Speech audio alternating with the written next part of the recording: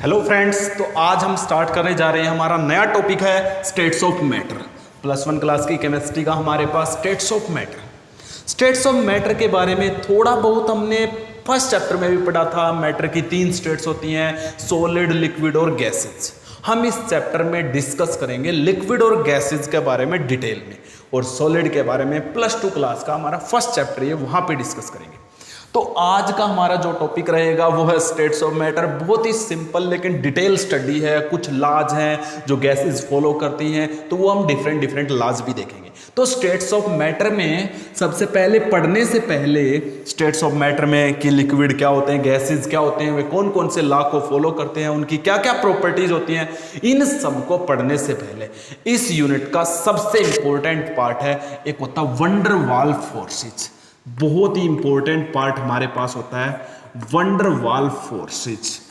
ये एक important part है, इसका फर्स्ट पार्ट इस चैप्टर का सबसे पहला टॉपिक वंडर वाल फोर्सेज, या जिनको हम बोलते हैं इंटरमोलिकुलर फोर्सेज भी नाम देते हैं। इनको हम एक और नाम क्या देते हैं, इंटरमोलिकुलर फोर्सेज भी नाम देते हैं, इंटरमोलिकुलर फोर्सेज। ओके फ्रेंड्स, तो अब हम आगे बढ़ रहे हैं। तो इंटरमोलिकुलर फोर्सेज या वंडर वाल फोर्सेज क्या होते हैं? वैसे तो एक और फोर्स होता है, एक फोर्स ऑफ अट्रैक्शन होता है जो 2 एटम्स को बाइंड करके रखता है, और जो फोर्स ऑफ अट्रैक्शन इलेक्ट्रॉन से बनता है। क्या मतलब, एक इलेक्ट्रॉन ए ने दिया, एक इलेक्ट्रॉन बी ने दिया, तो इन दोनों के बीच में फोर्स ऑफ अट्रैक्शन बन गया, जिसके द्वारा ये एक दूसरे से अट्रैक्टेड है, बॉन्डेड है, जिसको हमने केमिकल बॉन्ड नाम दिया था। इससे लास्ट चैप्टर में उसको हमने क्या नाम दिया था, केमिकल बॉन्ड नाम दिया था। लेकिन हम यहाँ पे उस बॉन्ड की, फिर आगे बॉन्ड भी कई टाइप के थे, covalent bond, ionic bond, dative bond, हम उनकी बात नहीं कर रहे हैं। यहाँ पे हम एक फोर्स की बात कर रहे हैं। कौन सा फोर्स? ये भी एक फोर्स है, ये फोर्स ऑफ अट्रैक्शन है which created due two electrons. लेकिन ये क्या है, it is the force, attraction भी हो सकता है और रिपल्सन भी हो सकता है। यहाँ पे हम अट्रैक्शन की बात करते हैं between the 2 atoms, normal atoms, और 2 मॉलिक्यूल्स, 2 मॉलिक्यूल्स के बीच में, और 2 पार्टिकल्स, कोई भी 2 पार्टिकल्स के बीच में, कोई भी 2 एटम्स के बीच में, कोई भी 2 मॉलिक्यूल्स के बीच में एक नॉर्मली फोर्स। जैसे कि मान लेते हैं अब यहाँ पे मैं और एक और मान लेते हैं ह्यूमन बीइंग साथ में होता, तो हम दोनों के बीच में एक फोर्स ऑफ अट्रैक्शन भी होता है और रिपल्सन भी होता है। वो जो फोर्स है ना, उसको हम बोलते हैं इंटरमोलिकुलर फोर्स या वंडर वाल फोर्स। तो इस अर्थ के ऊपर कोई भी 2 थिंग है, उनके बीच में हमेशा एक फोर्स होता है, अट्रैक्शन भी और रिपल्सन भी। उन्हें हम नाम देते हैं इंटरमोलिकुलर फोर्सेज या वंडर वाल। सबसे पहले एक वंडर वाल साइंटिस्ट थे, उन्होंने इनको डिस्कवर किया था, इसलिए हम इन्हें बोलते हैं वंडर वाल फोर्सेज। तो force of attraction between the normally 2 atoms और 2 मॉलिक्यूल्स और 2 particles that are known as van der Waals forces। अब हमारे पास van der Waals forces definition नहीं, हमारे पास इसके टाइप आते हैं, उन टाइप की डिटेल स्टडी हमें करनी है। तो टाइप देखिए, जो van der Waals forces हमारे पास है उसके 4 टाइप हम नॉर्मली पढ़ेंगे। सबसे पहला जो टाइप है, फर्स्ट और हम डिस्कस करेंगे डिस्पर्सन फोर्सेज। फर्स्ट हम डिस्कस करेंगे डिस्पर्सन फोर्सेज, या जिनको हम एक और नाम भी बोलते हैं, लंदन फोर्सेज भी हम इनको नाम देते हैं। एक लंदन नाम से एक साइंटिस्ट थे, उन्होंने इसको डिस्कवर किया था, तो इसलिए हम इनको ये नाम भी देते हैं, और डिस्पर्सन फोर्सेज भी नाम देते हैं। तो डिस्पर्सन फोर्सेज में क्या कह रहा है भाई, डिस्पर्सन फोर्सेज या लंदन फोर्सेज क्या है, ये किस टाइप के पार्टिकल्स के बीच में होते हैं? सबसे पहले तो ये ऐसे पार्टिकल्स के बीच में होते हैं जो नॉन पोलर होते हैं। तो these forces are present between the non polar particles या नॉन पोलर मॉलिक्यूल्स या non polar atoms. Non polar atoms के बीच में, नॉन पोलर मॉलिक्यूल्स के बीच में, या फिर नॉन पोलर पार्टिकल्स के बीच में ये फोर्सेज होते हैं। नॉन पोलर को हम क्या कह सकते हैं, नॉन पोलर वे होते हैं जिसके अंदर कोई नेगेटिव चार्ज नहीं होगा, कोई पॉजिटिव चार्ज नहीं होगा, जिसके अंदर कोई नेगेटिव पोल पॉजिटिव पोल नहीं होता है, जिसमें नेगेटिव और पॉजिटिव अब्सेंट होते हैं, उन्हें हम बोलते हैं नॉन पोलर मॉलिक्यूल्स। जैसे कि हाइड्रोजन का एक पार्टिकल H2, ये मैंने ले लिया, ये एक H2 का मॉलिक्यूल है, ये लिया। अब इसके अंदर कोई नेगेटिव और पॉजिटिव नहीं है, तो ये हमारे पास कैसा है, नॉन पोलर है। तो अब समझ में आ गया नॉन पोलर का मतलब क्या होता है। नॉन पोलर का मतलब होता है जिसके अंदर कोई नेगेटिव और पॉजिटिव पोल्स नहीं है, that is known as non polar molecules. ये आपके पास है नॉन पोलर मॉलिक्यूल्स। अब नॉन पोलर मॉलिक्यूल्स है तो ये कोई डाइपोल नहीं है।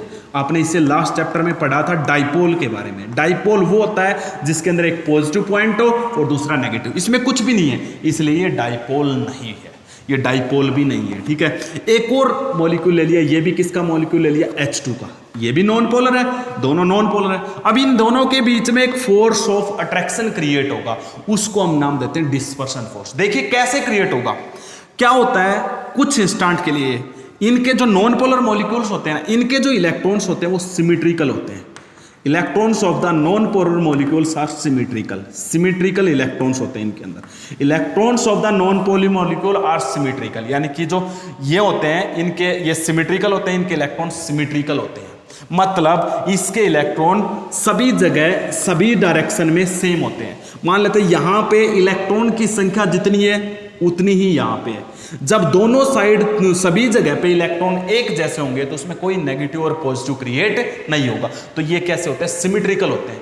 एक इंस्टेंट के लिए, एक सेकंड के भी 10वें हिस्से के लिए, बहुत ही छोटे से समय के लिए, थोड़े से समय के लिए ये जो इलेक्ट्रॉन्स हैं इनके वो अनसिमेट्रिकल हो जाते हैं। कैसे हो जाते हैं, लेट हमें मानना पड़ता है, let the electrons of these species, these non polar molecules becomes unsymmetrical for a instant, unsymmetrical बन गए। मान लेते हैं ये H2 के मॉलिक्यूल को मैं ऐसे लिख सकता हूं, ऐसे भी तो लिख सकते हैं, H और H से मिलकर बना हुआ 2H है, ये इसके अंदर क्या हो गए, अनसिमेट्री क्रिएट हो गई, इट बिकम्स अनसिमेट्रिकल। जैसे ये अनसिमेट्रिकल बन जाएगा, अनसिमेट्रिकल होते ही मान लेते हैं इधर इसके पास इलेक्ट्रॉन ज्यादा हो गए तो यहाँ पे नेगेटिव क्रिएट हो जाएगा, यहाँ पे कम हो गए तो ये क्या क्रिएट हो जाएगा, पॉजिटिव क्रिएट। तो इसके अंदर एक नेगेटिव पोल बन जाता है, दूसरा पॉजिटिव पोल। जब एक अनसिमेट्रिकल बन जाता है, उसके अंदर नेगेटिव और पॉजिटिव पोल बन जाते हैं तो उसे बोलते हैं डाइपोल। उसे हम क्या नाम देने लग जाते हैं, डाइपोल। अब ये बन गया डाइपोल, बताया था ना डाइपोल। अब ये जो डाइपोल आपका बना है इसको बोलते हैं टेम्परेरी डाइपोल, टेम्पोरेरी डाइपोल, क्योंकि हमने इसको क्रिएट किया है और एक इंस्टेंट के लिए क्रिएट किया है। एक होता है परमानेंट जिसके ऊपर पॉजिटिव और नेगेटिव हमेशा रहता है, लेकिन इस पे तो हमने बनाया है एक इंस्टेंट के लिए। अब इसके नेबर में दूसरा भी मॉलिक्यूल था, ये H2 का एक और मॉलिक्यूल था। इसके इलेक्ट्रॉन कैसे हैं, इसके इलेक्ट्रॉन तो सिमेट्रिकल है, इसमें तो कुछ भी नहीं। लेकिन क्या, जब एक नेबर में जिसके पड़ोस में एक मॉलिक्यूल अनसिमेट्रिकल बन जाता है तो ये इसको भी अनसिमेट्रिकल बना देगा। क्यों, क्योंकि जो इसका पॉजिटिव चार्ज है इसकी एक कैपेसिटी होती है पोलराइजेशन कैपेबिलिटी। इसे लास्ट चैप्टर में बताया था मैंने, 4th चैप्टर में, उसको हम बोलते हैं पोलराइजेशन कैपेबिलिटी। उसको हम क्या नाम देते हैं, पोलराइजेशन कैपेबिलिटी। तो positive charge of this temporary dipole have polarizing power. Due to polarizing power electrons of the neighbouring H2 molecules also becomes unsymmetrical. इसके इलेक्ट्रॉन्स भी अनसिमेट्रिकल बन जाएंगे, किसके कारण, due to polarizing power. Polarizing का power का मतलब होता है ये अपने पॉजिटिव चार्ज से इसके इलेक्ट्रॉन को अपनी तरफ अट्रैक्ट करेगा, अट्रैक्ट करेगा तो इसके इलेक्ट्रॉन यहां पे अमाउंट ज्यादा हो जाएगी, इसलिए यहां पे कौन सा चार्ज आ जाएगा, नेगेटिव। तो यहां पे कौन सा आएगा, अपने आप से पॉजिटिव आएगा या नहीं आएगा। इसके इलेक्ट्रॉन्स को इसने डिस्टर्ब कर दिया। पोलराइजेशन का मतलब होता है किसी के इलेक्ट्रॉन को डिस्टर्ब करना। जैसे इसके इलेक्ट्रॉन डिस्टर्ब हो जाएंगे तो ये भी कैसा बन गया, टेम्परेरी डाइपोल बन गया। ये भी कैसा बन गया, it also becomes temporary dipole. अब ये नेगेटिव और ये पॉजिटिव एक दूसरे को अट्रैक्ट करेंगे, इसको हम कौन सा फोर्स बोलते हैं अभी, this is known as dispersion forces और लंडन फोर्सेज। बताओ भाई, इतना किसी को पूछ लो तो हो जाएगा। ये था हमारे पास डिस्पर्सन फोर्सेज क्या होते हैं between the to non polar molecules. For instant electrons of the one molecules become unsymmetrical and it becomes temporary dipole. So this molecule which becomes temporary dipole, its positive charge shows the polarizing power and disturb the electrons of neighboring molecule. It also becomes temporary dipole and a attraction is created between the positive and negative poles of these temporary dipoles. So these are known, this is known as dispersion force. हो जाएगा भाई, ये dispersion force है। यहां से question पूछा हुआ dispersion force का, नीट में, सीबीएसई में पूछा हुआ, बहुत इंपॉर्टेंट है। ये जो डिस्पर्शन फोर्स है इसकी जो डिस्टेंस है यहां पे, इसकी डिस्टेंस को हमने आर मान लिया। क्या मान लिया, डिस्टेंस को आर मान लिया। और इस डिस्पर्शन फोर्स की जो इंट्रैक्शन एनर्जी है, interaction energy of dispersion force, interaction energy of dispersion force, अगर आपने पढ़ा हो तो क्या पढ़ा था, हमने पढ़ा था जब भी दो मॉलिक्यूल्स के बीच में अट्रैक्शन क्रिएट होती है ना तो वहां पे एनर्जी निकलती है, रिलीज होती है। तो तो यहां पे अट्रैक्शन क्रिएट हुई, यहां पे एनर्जी निकली, उसे बोलते हैं interaction energy. This interaction energy is inversely proportional to the distance raise to power 6। इनके बीच की जो डिस्टेंस है, distance between the two atoms या distance by which dispersion force is separated, वो डिस्टेंस जिसके द्वारा ये डिस्पर्शन फोर्स सेपरेटेड है, तो इसकी जो interaction energy it will be equal to 1/r की पावर 6। इनके बीच की डिस्टेंस r, उसकी पावर 6, ये होगी आपकी इंटरेक्शन एनर्जी। तो interaction energy of the dispersion force is equal to the inversely proportional of distance between the molecules in which dispersion force created. जिनके बीच में डिस्पर्शन फोर्स क्रिएट हुआ है उनके बीच की डिस्टेंस r और उसकी पावर 6, ये होता है इंटरेक्शन एनर्जी। तो आपसे पूछा हुआ है डिस्पर्शन फोर्स की इंटरेक्शन एनर्जी की वैल्यू क्या होती है, 1/r रेज टू पावर 6 हो जाएगा। ये थे भाई डिस्पर्शन फोर्स, किन के अंदर प्रेजेंट होते हैं, नॉन पोलर मॉलिक्यूल्स के अंदर हो जाएगा। सेकंड टाइप देखिए इसकी, हम सेकंड टाइप को इसकी डिस्कस करने जा रहे हैं। सेकंड टाइप है वंडरवाल फोर्सेस की dipole induced dipole forces. Second जो टाइप है वो हमारे पास क्या है, dipole induced dipole forces. Dipole induced dipole forces, dipole induced dipole forces. नाम से ही पता चल रहा है बहुत ही सिंपल और इजी है। डाइपोल जो एक परमानेंट डाइपोल है, जो एक परमानेंट डाइपोल है, और परमानेंट डाइपोल के अंदर क्या होता है, एक पॉजिटिव पोल होता है, दूसरा कौन सा पोल होता है, नेगेटिव पोल। और एक पॉजिटिव और नेगेटिव पोल को हम क्या बोलते हैं, डाइपोल बोलते हैं। क्या बोलते हैं, डाइपोल। तो एक तो इसके अंदर हम लेते हैं परमानेंट डाइपोल, ये डाइपोल जो होगा वो कैसा होगा, परमानेंट डाइपोल होगा। तो एक हमने लिया परमानेंट डाइपोल। दूसरा इंड्यूस, इंड्यूस का मतलब जो हम बनाएंगे, जिसको हम क्रिएट करेंगे, इसका मतलब वो पहले डाइपोल नहीं है, और पहले डाइपोल नहीं है ऐसा कौन होता है, जो नॉन पोलर मॉलिक्यूल्स, जो क्या है, नॉट डाइपोल। और जो डाइपोल नहीं होता है, जिसके अंदर डाइपोल नहीं है अभी, और डाइपोल जिसके अंदर नहीं होता, वो कैसा मॉलिक्यूल होता है, नॉन पोलर मॉलिक्यूल्स होता है। और ये कैसा होता है, जिसके अंदर ऑलरेडी डाइपोल है, पॉजिटिव और नेगेटिव प्रेजेंट है, उसको हम परमानेंट डाइपोल या पोलर मॉलिक्यूल्स बोलते हैं। उसको हम कैसा बोलते हैं, तो ये जो डाइपोल था ना, ये परमानेंट डाइपोल है, इसलिए हम इसको पोलर मॉलिक्यूल्स बोलते हैं। लेकिन यहां पे इंड्यूस्ड डाइपोल, इंड्यूस का मतलब हमें बनाना है, इसका मतलब दूसरे वाला मॉलिक्यूल नॉन पोलर है, और नॉन पोलर कभी एक डाइपोल नहीं होता। आप उसको बना सकते हो, लेकिन ये क्या है, अभी डाइपोल नहीं है। तो ये वाला फोर्स किन के अंदर होता है, एक पोलर के अंदर होता है, और दूसरा किन के अंदर होता है, नॉन पोलर मॉलिक्यूल्स। मतलब एक तो ऑलरेडी पोलर है, जिसके अंदर पॉजिटिव और नेगेटिव है, वो परमानेंट डाइपोल है। दूसरा हमें बनाना है, और बनाओगे किसको, जो पहले नॉन पोलर होगा, जो पहले डाइपोल नहीं है, जिसके अंदर कोई पॉजिटिव नेगेटिव नहीं है, उसको हम नॉन पोलर मॉलिक्यूल्स बोलते हैं। तो एक पोलर लिया, एक नॉन पोलर लिया, इनके बीच में एक फोर्स ऑफ अट्रैक्शन क्रिएट होगा, उसे हम बोलते हैं डाइपोल इंड्यूस्ड डाइपोल फोर्सेस। क्यों नाम दिया ऐसा, वो देखिए। एक पोलर, पोलर का एग्जांपल मान लेते हैं, मैंने ले लिया HCl। क्या लिया अभी, HCl। HCl का एग्जांपल ले लिया, तो यहां पे क्या हो जाएगा, इसको ऐसे लिख सकता हूं भी, HCl को ऐसे भी लिख सकते हो आप। इस पे पॉजिटिव चार्ज होता है, इस पे कौन सा चार्ज होता है, नेगेटिव। ये एक डाइपोल आपका, इसको मैं परमानेंट डाइपोल भी बोल सकता हूं, क्योंकि ये ऑलरेडी डाइपोल है। परमानेंट डाइपोल या पोलर मॉलिक्यूल है, ये परमानेंट डाइपोल है भी आपका, हो गया। दूसरा नॉन पोलर, नॉन पोलर का मैंने एग्जांपल मान लेते हैं, H2 ही ले लिया दोबारा से, ये ले लिया H2, इसके अंदर कोई पॉजिटिव नेगेटिव नहीं है, ये नॉन पोलर है, और नॉन पोलर के साथ ये कोई डाइपोल नहीं। अब क्या करेगा, ये पॉजिटिव चार्ज कौन सी प्रॉपर्टी दिखाएगा, पोलराइजेशन। कौन सी प्रॉपर्टी दिखाएगा, पोलराइजेशन। और by the polarization of this positive charge या this cation, it disturb the electron of neighbouring molecules. इस नेबर में जो ये है ना, इसके नेबर ये, इसका पड़ोसी ये, इसके इलेक्ट्रॉन्स को ये अपने पोलराइजिंग पावर से डिस्टर्ब करेगा।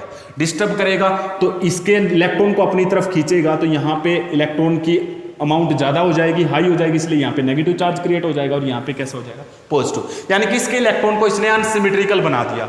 अब ये भी डाइपोल बन गया, और इस डाइपोल को मैंने थोड़ी देर पहले नाम क्या दिया था, टेम्पोरेरी डाइपोल बोल लो, या इसको हम बोलते हैं इंड्यूस्ड डाइपोल। इसको एक और नाम हम क्या देते हैं, इंड्यूस्ड डाइपोल, जो हमने बनाया है, पहले था नहीं।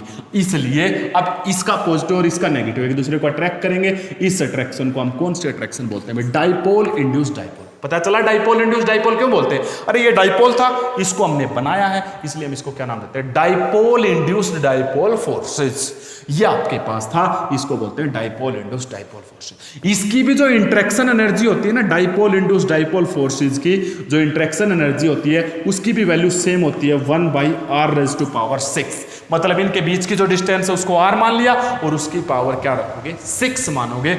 ये अभी इंटरेक्शन एनर्जी की वैल्यू हो गया। ये भी बिल्कुल सिंपल है। एक पोलर और एक नॉन पोलर मॉलिक्यूल्स के बीच में कौन सा होता है? Dipole induced dipole. समझ के करो, डाइपोल जो एक पोलर होता है, इंड्यूस्ड डाइपोल वो पहले डाइपोल नहीं है, मतलब वो नॉन पोलर है। इन ऐसे पार्टिकल्स के बीच में, ऐसे मॉलिक्यूल्स के बीच में जो फोर्स होता है उसे हम क्या नाम देते हैं? Dipole induced dipole forces. Okay, next हम एक बार आप नोट करना चाहो नोट कर सकते हो। नेक्स्ट हम आगे बढ़ रहे हैं। हमारे पास नेक्स्ट और तीसरा जो टाइप है वो कौन सा है? Dipole dipole forces. तो तीसरा देखिए, डाइपोल डाइपोल फोर्सेज। क्या होता है अभी डाइपोल डाइपोल फोर्सेज? मतलब डाइपोल डाइपोल नाम से ही पता चल गया होगा अब तो। तीसरी जो टाइप है वो हमारे पास क्या है? Dipole dipole.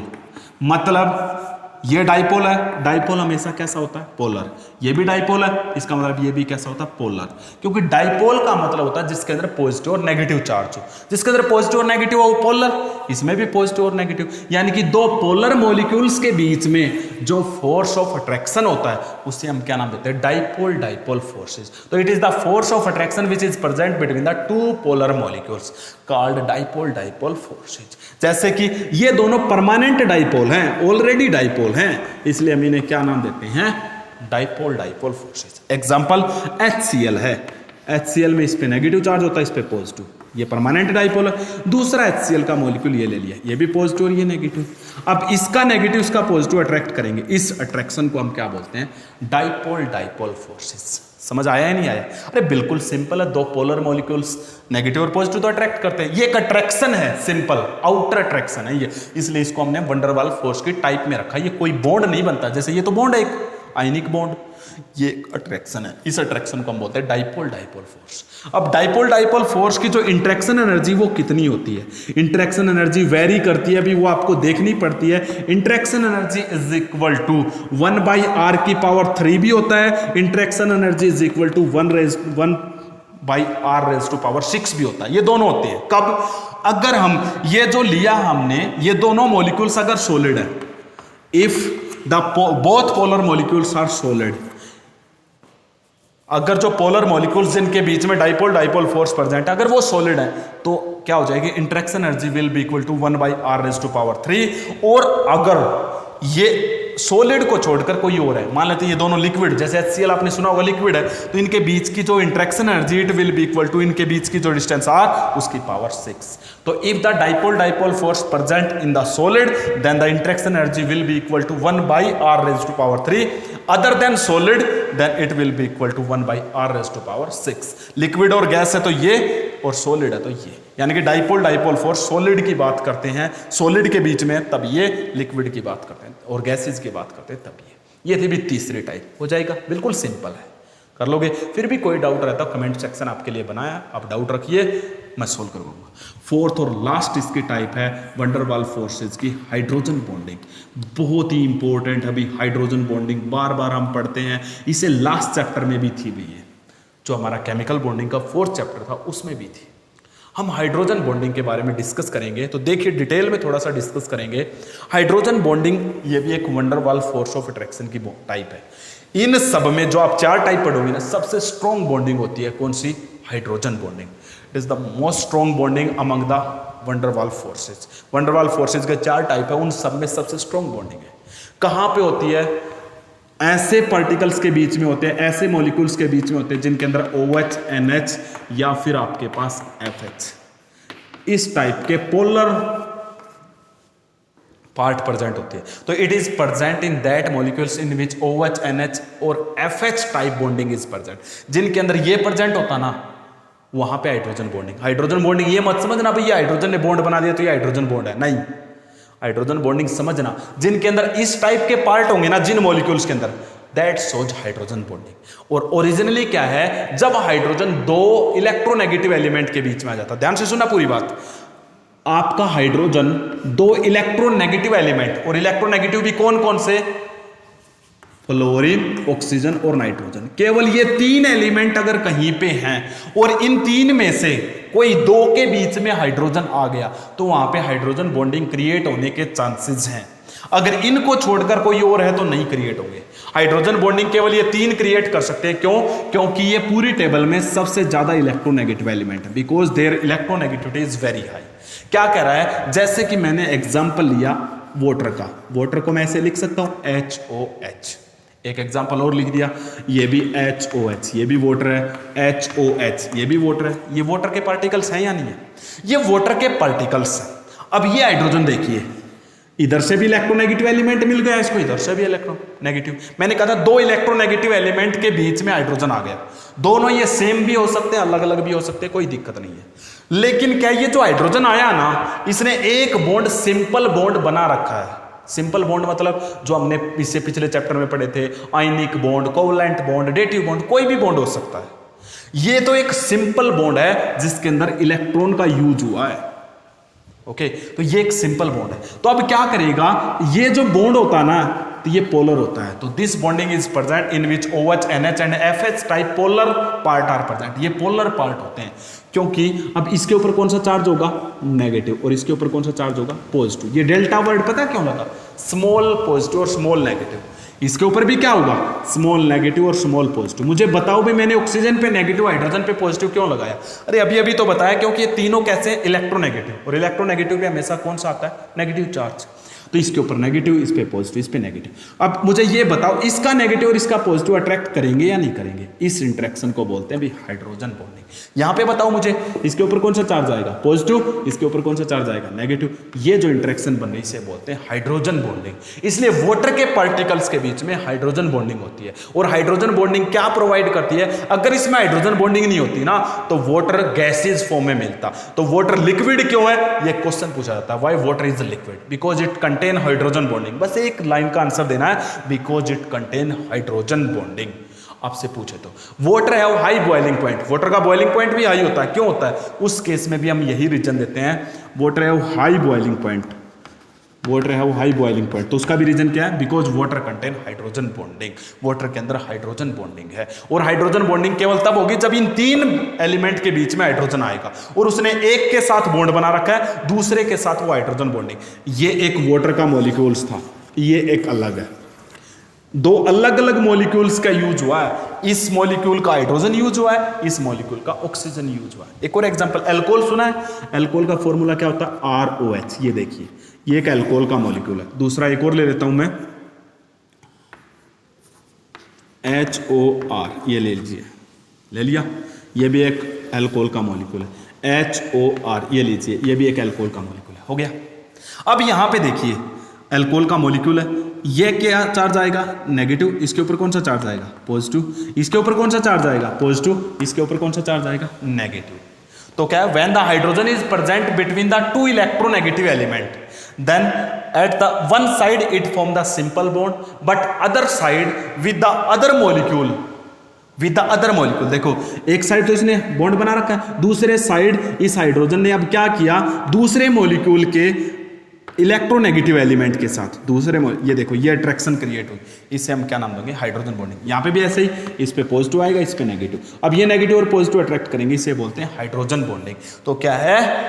When hydrogen is present between the 2 electronegative element, then hydrogen forms simple bond at one side of the molecule, and with other side, with other molecule, it form hydrogen bond with the electronegative element, with the electronegative element, that is known as hydrogen bonding। जब hydrogen 2 electronegative element के बीच में होता है, तब एक side तो ये बनाता सिंपल बॉन्ड, और दूसरी साइड इलेक्ट्रोनेगेटिव एलिमेंट के साथ ये हाइड्रोजन बॉन्डिंग बनाता है। देखो, इस हाइड्रोजन ने इस इलेक्ट्रोनेगेटिव एलिमेंट के साथ हाइड्रोजन बॉन्डिंग, इस हाइड्रोजन ने इस इलेक्ट्रोनेगेटिव एलिमेंट के साथ हाइड्रोजन बॉन्डिंग। ये होती है भाई हाइड्रोजन बॉन्डिंग। समझ आया या नहीं आया? ये हाइड्रोजन बॉन्डिंग इन चारों फोर्सेज में सबसे स्ट्रॉन्ग होती है। तो ये था हाइड्रोजन बॉन्डिंग, 4th टाइप। सबसे स्ट्रॉन्ग बॉन्डिंग होती है हाइड्रोजन बॉन्डिंग। हाइड्रोजन बॉन्डिंग के कारण वाटर लिक्विड है। ओके, अब देखते हैं इसके भी टाइप है, टाइप ऑफ हाइड्रोजन बॉन्डिंग। इसको मैं रफ कर देता हूं।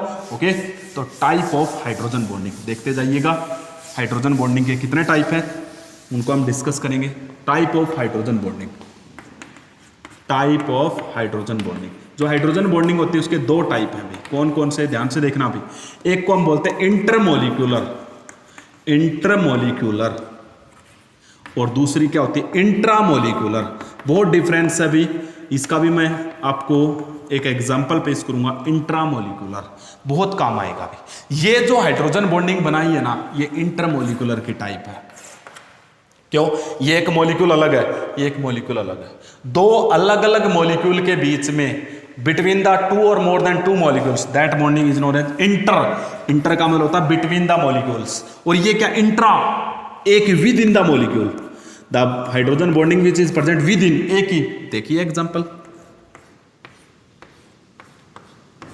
ये बेंजीन है, यहां पे ये OH है, ये देखिए भी NO2 है। ये एक पूरा मॉलिक्यूल है, इसका नाम होता है, ये पोजीशन ऑर्थो और इसका नाम होता है नाइट्रो, तो इसका नाम होता है ऑर्थो नाइट्रोफिनोल, ऑर्थो नाइट्रोफिनोल। ये फिनोल होता है, इसको हटा दूं तो, और ये ऑर्थो पोजीशन पे नाइट्रो ग्रुप है, तो ऑर्थो नाइट्रो इस पूरे का नाम है फिनोल। अब ये ऑर्थो नाइट्रोफिनोल है, तो इस पे कौन सा चार्ज आएगा, नेगेटिव, इस पे कौन सा चार्ज आएगा, पॉजिटिव। ये एक इलेक्ट्रोनेगेटिव एलिमेंट है, तो इस पे कौन सा चार्ज आएगा, नेगेटिव। अब मुझे ये बताओ, ये हाइड्रोजन इसके साथ क्या क्रिएट करेगा, हाइड्रोजन बॉन्डिंग क्रिएट करेगा या नहीं करेगा? एक ही मॉलिक्यूल है, कोई दूसरा मॉलिक्यूल तो आया नहीं इसमें, ये वाटर का अलग मॉलिक्यूल है, ये वाटर का अलग मॉलिक्यूल है, लेकिन ये तो एक ही है जिसका नाम है ऑर्थो नाइट्रोफिनोल। तो विद इन द मॉलिक्यूल जो हाइड्रोजन बॉन्डिंग क्रिएट होती है उसे हम नाम देते हैं इंट्रामोलिकुलर हाइड्रोजन बॉन्डिंग। तो ये इंट्रा है और ये इंटर है। इंट्रामोलिकुलर हाइड्रोजन बॉन्डिंग ये कैसी होती है, स्ट्रॉन्ग होती है एज कंपेयर टू इंट्रामोलिकुलर, और इंट्रा जो मॉलिक्यूलर होती है ये कैसी होती है, ये वीक हाइड्रोजन बॉन्डिंग है, और ये कैसी है, स्ट्रॉन्ग हाइड्रोजन बॉन्डिंग है। हो जाएगा, ये था भाई इंटर और इंट्रा। अब एक डिफरेंस बताता हूं, इंटर और इंट्रा से क्या इफेक्ट पड़ेगा। ओके, तो देखिए, अब इसको हटा दूं। ओके, अब देखिए इंटर और इंट्रा का क्या इफेक्ट पड़ेगा। इंटर का एक और एग्जांपल लेता हूं भाई, मैं ये एग्जांपल ले लिया।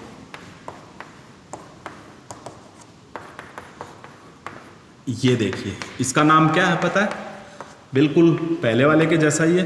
इसका नाम, ये पैरा पोजीशन पे नाइट्रो है, इसका नाम है पैरा नाइट्रोफिनोल, पैरा नाइट्रोफिनोल, और इसका नाम क्या था, ऑर्थो नाइट्रोफिनोल। ऑर्थो नाइट्रोफिनोल में कौन सी बॉन्डिंग है, इंट्रामोलिकुलर, लेकिन इसमें इंट्रा नहीं बन सकती क्योंकि ये NO2 और ये OH दूर दूर है, इसलिए इसमें कौन सी बनेगी, देखिए इसके पास कौन सा चार्ज आएगा, नेगेटिव, इसके पास कौन सा चार्ज आएगा, पॉजिटिव, इसके पास नेगेटिव, इसके पास पॉजिटिव, ये पॉजिटिव और ये नेगेटिव।